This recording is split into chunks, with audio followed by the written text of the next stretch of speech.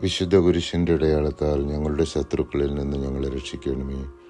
ഞങ്ങളുടെ തമ്പുരാനെ, പിതാവിൻ്റെയും പുത്രൻ്റെയും പരിശുദ്ധാത്മാവിൻ്റെയും നാമത്തിൽ ആമേൻ.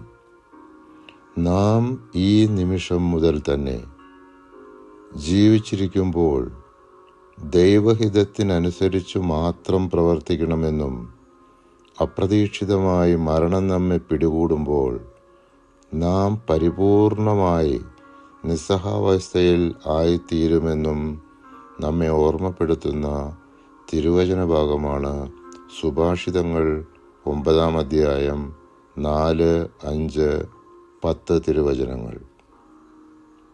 എന്നാൽ ജീവിക്കുന്നവരോടൊപ്പം എണ്ണപ്പെടുന്നവന് എന്നിട്ടും പ്രത്യാശയുണ്ട്. ജീവനുള്ള നായ ചത്ത സിംഹത്തേക്കാൾ ഭേദമാണല്ലോ.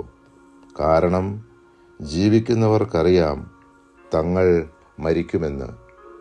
മരിച്ചവരാകട്ടെ ഒന്നും അറിയുന്നില്ല. അവർക്ക് ഒരു പ്രതിഫലവും ഇനിയില്ല. അവരെക്കുറിച്ചുള്ള സ്മരണ അസ്തമിച്ചിരിക്കുന്നു. ചെയ്യാനുള്ളത് സർവശക്തിയോടും കൂടെ ചെയ്യുക.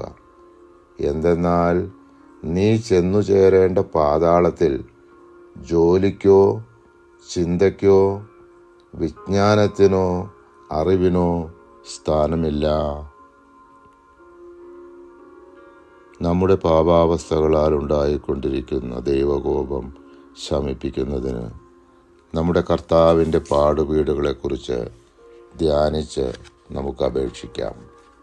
അനാദിപിതാവായ സർവേശ്വര, അങ്ങേ തിരുക്കുമാരൻ കുരിശിൽ തറയ്ക്കപ്പെട്ടിരിക്കയാൽ താൻ അനുഭവിക്കുന്ന നിഷ്ഠൂര വേദനകളെ നിരൂപിക്കാതെ തന്നെ പാടുപെടുത്തുന്നവരുടെ പാപങ്ങൾ പൊറുക്കുന്നതിനായി പ്രാർത്ഥിച്ചതിനെക്കുറിച്ച് ഞങ്ങളുടെ പാപങ്ങളൊക്കെയും പുറത്ത് ഞങ്ങളുടെ ആത്മശരീരങ്ങളിൽ നിന്ന് അങ്ങേ കോപത്തെ നീക്കിയരുളേണമേ.